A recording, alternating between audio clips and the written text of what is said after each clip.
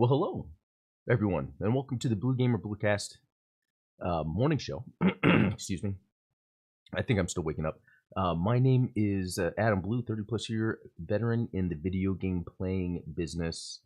I have a lot of insights when it comes to any game, all games, the industry, developers, etc., etc. So we're gonna jump in. We're gonna jump into some news items a little later and talk about games I've been playing this past weekend, actually, because yeah, Mondays are usually the craziest shows because I go a whole weekend playing games. Although this weekend was a little different because I was out of town, but I still have some game stuff to talk about. Shout out to Jamkill X Rogue New Type. Good to see you guys this morning. I meant to have music playing, but I totally forgot. I even forgot it was like right at 7:59. I was like, oh yeah, I gotta press the button. It's a Monday. No, but really, over this past weekend, I was in Oklahoma. I didn't so I didn't really play a lot of games, or did I? Well, no, it's pretty interesting because I knew I was going to be out of town. We're going to be on the road for a while, and so I decided, okay, I'm going to bring all my handhelds that I've accumulated. So, Switch, ROG Ally, 3DS,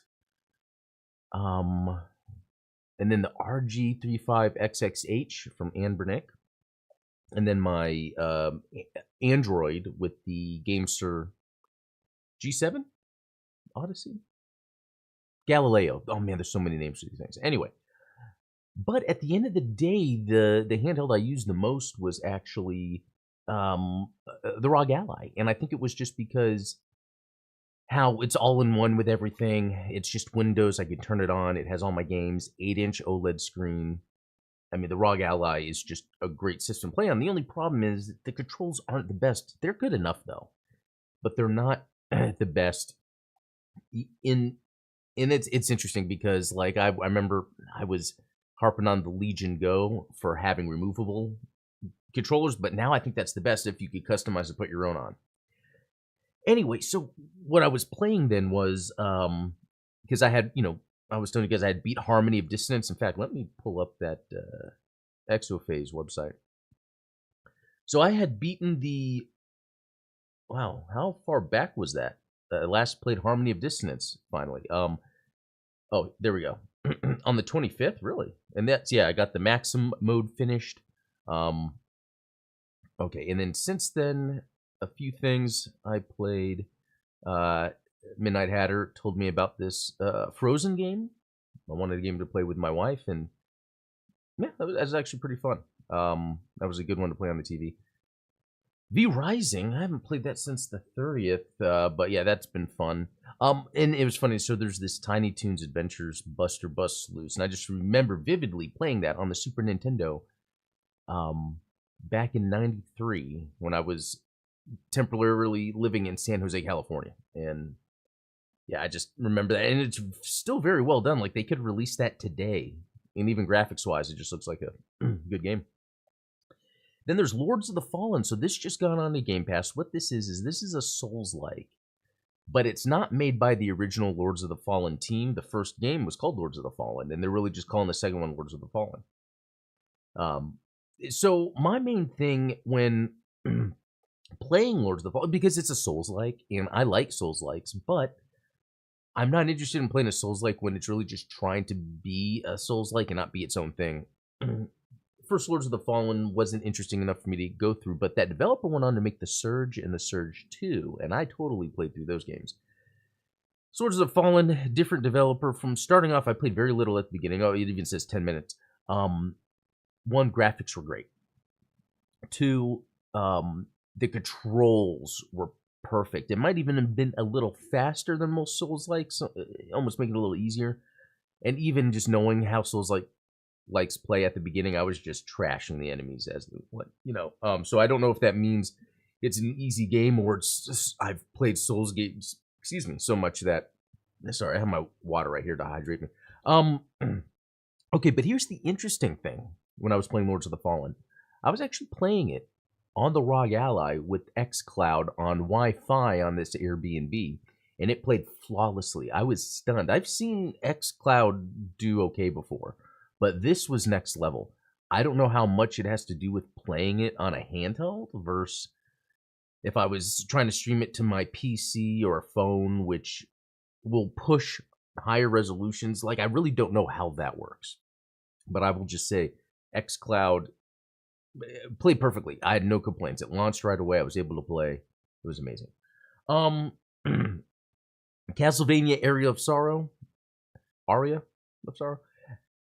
So this is one that I actually beat it a few months ago, I think back in February, but then during the great Game Boy Advance save purge of 2024, this is when I was syncing all my devices together and I accidentally messed up the save files. So I did have to start over an Area of Sorrow. I was already like most of the way through, but I'm able to go back and continue. What was interesting though is, and this is one of the bugs I see with all this like unofficial stuff going on, but it's not a big deal. So when I was playing Area of Sorrow, or these retro games, I used retro achievements, and Area of Sorrow was, unlocking achievements. Everything was fine, and then at one point, it would say I have 0 out of 0 achievements, but when I go to the retro achievements website, everything is there. So as I'm playing the game and I'm unlocking achievements, it's still unlocking. So just a little discrepancy bug between what I'm seeing in RetroArch and then what I'm seeing on retro achievements, but that's okay as long as it's on retro achievements. But what was really neat, what was crazy is, so I'm replaying Area of Sorrow, but like I'm like more than maybe 80% through. Like I had to just redo that save file from there. And it's so crazy that I ran into what I call the Claim Solace. Is probably a better name. Actually, what is that called? Sort of like the Claim Solace. I don't know. Anyway, I just remember this being the main sword when I first played through this back in 2003, and I was like, "Oh, this sword is badass." And then playing it again to kind of re-beat it again, I had totally missed this, so I just stumbled upon it. That's what's so cool about the Castlevania games is I was just playing it again, and then I just through exploring found this other area that I passed my second playthrough, and it had that sword. Just the thing I like about the Castlevania games have the exploration. It can be different ways you play it each time, so that's always a lot of fun. Let's look at chat real quick. So Exo Squad, I'm glad you brought that up.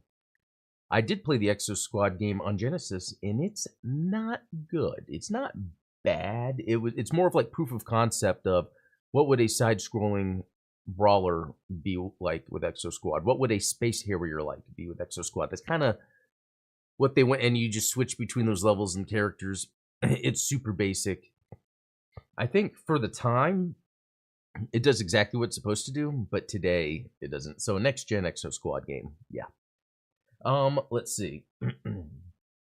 Castlevania games definitely have a formula for subtitles. Bolero of Misery, Sonata of Grief, a minuet of mild disappointment. Yeah, it's funny because they even use HD twice, Harmony of Dissonance and then Harmony of Despair, which they just used it twice because Harmony of Despair happened to be on 360 and PS3 at a time when they started adding HD to the end of games. And Castlevania was already kind of doing that with DS, Dawn of Sorrow on the end of games. Kind of a weird thing.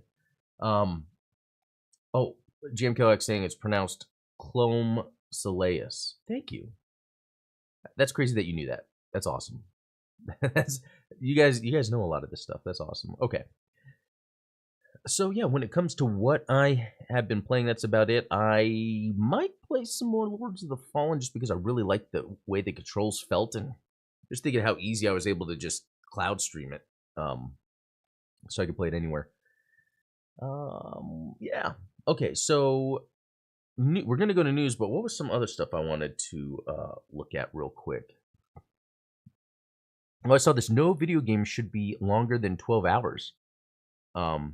Now, I'm just reading. Excuse me.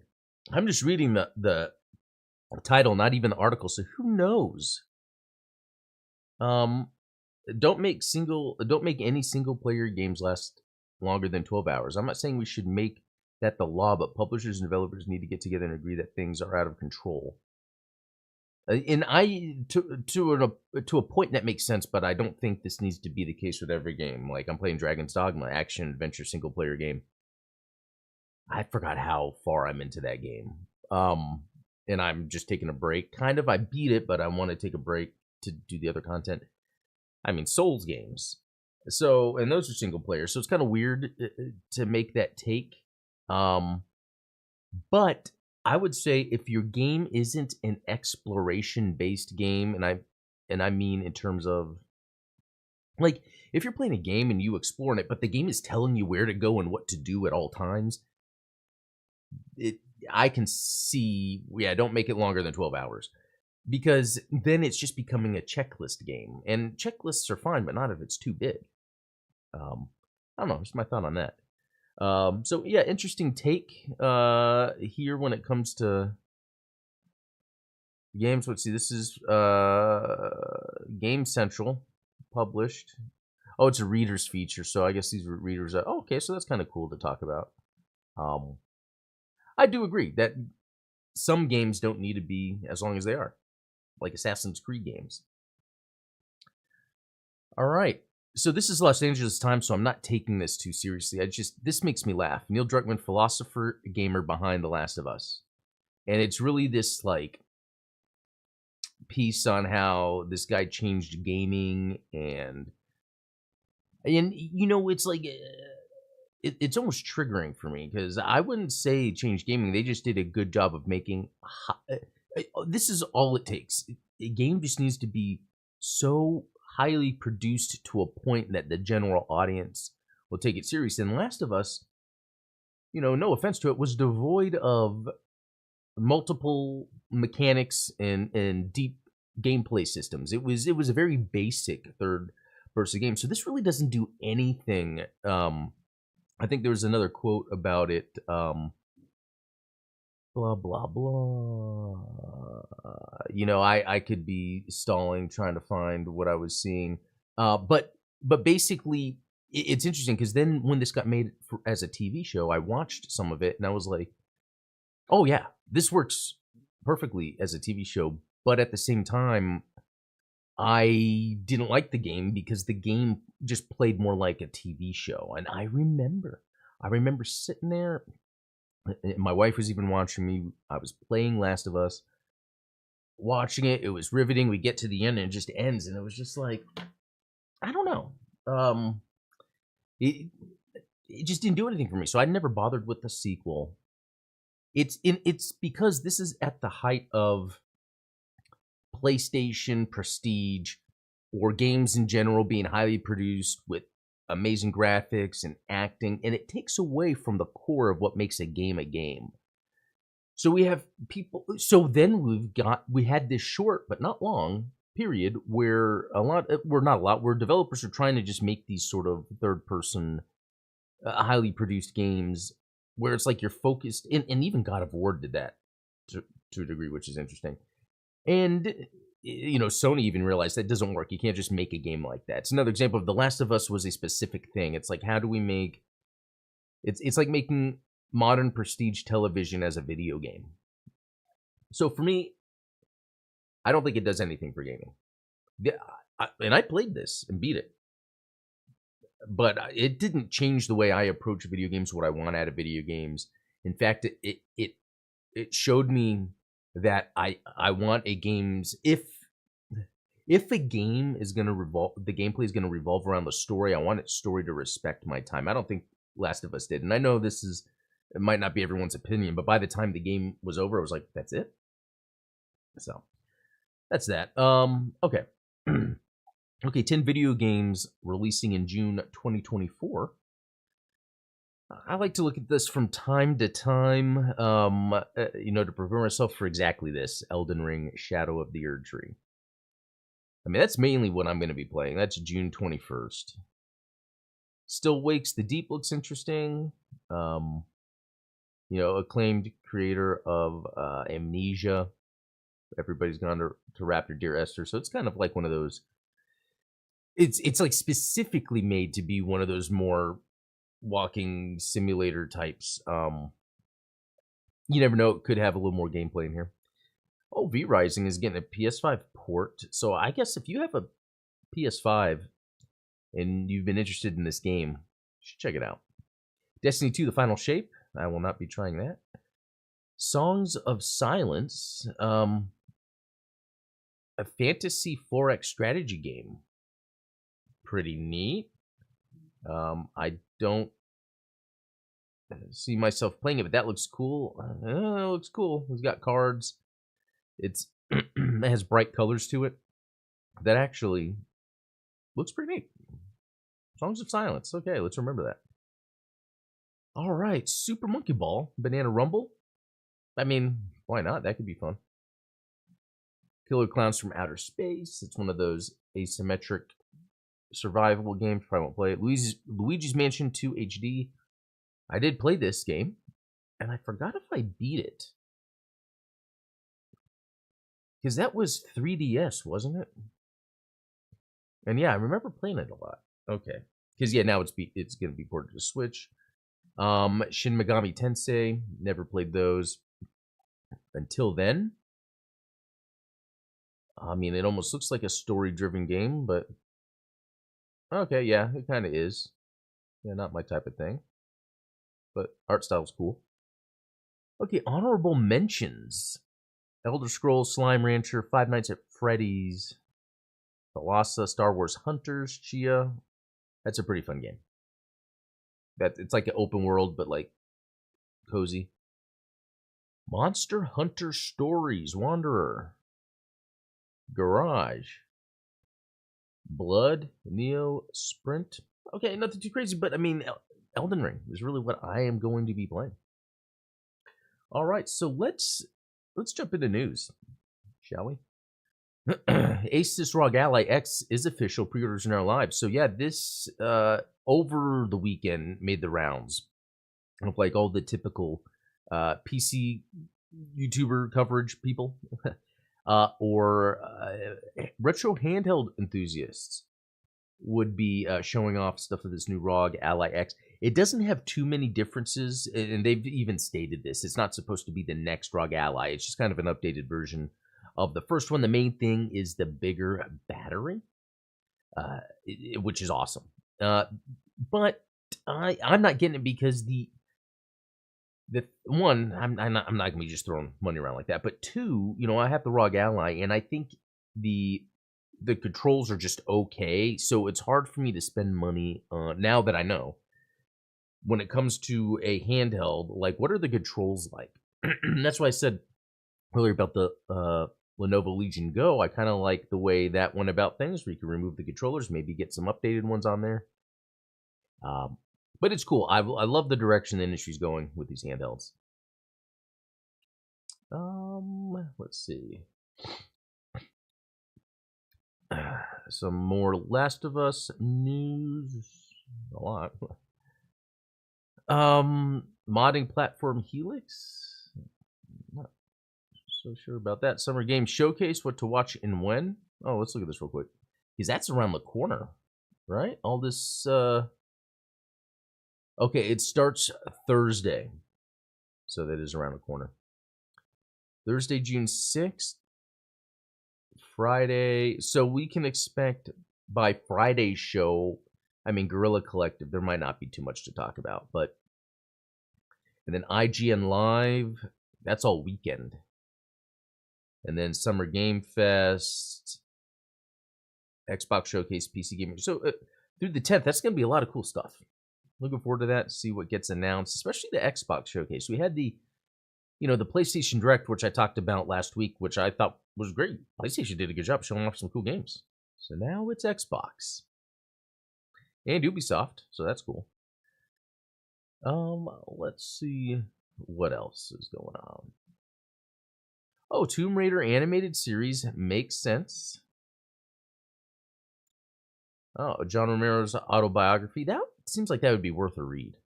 I might need to get into that. Yeah, I guess they're making it a movie, and I guess they're talking about two different movies. Okay, Sony says Astrobot is more than 4 times the size of Astro's Playroom. It has no microtransactions. So 4 times the size, that seems about the right length. We were talking about length of games. I would say 4 times the size of the original is good. Because the Astro's Playroom wasn't huge, but it wasn't small. It wasn't. I wouldn't even say it was the size of a typical game. It was, it was like a pack-in game, right? That it was just a free game. So I would assume, though, they don't have to say like 4 times, because I would assume it's gonna be the size of a single-player game that we'd expect. I guess I don't know. I don't know what we expect anymore, to be honest. Take-Two reportedly planning to close or sell Private Division. Interesting. Well, I mean, that's just another. Just how it goes. Some more sales comparisons. Kind of care less when I see it all the time. Astrobot will not have in-game purchases or multiplayer. Good. I mean, he can have multiplayer. Oh, excuse me. Because the multiplayer could be just 2 people doing the same thing. That's all multiplayer needs to be a lot in these games. I find it crazy.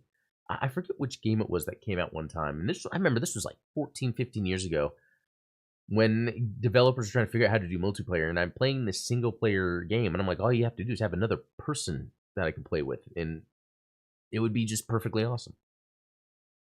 Let's see. Yeah, Astrobot looks great. Star Wars Outlaws trailer showcases DLSS with Ray reconstruction. Very interested in that game. Very interested in Star Wars Outlaws. Let's see. Yep, that Paper Mario game came out. Looks like it's selling fine. That's great.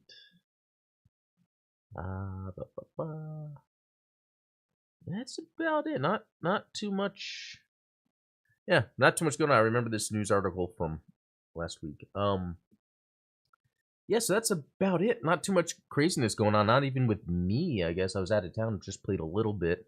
And then, yeah, as far as news, I mean, we're going to be getting a lot of news dropping, this weekend, which is interesting because then this week we could be getting leaks. I always find that fun. I mean, like with that PlayStation State of Play, yeah.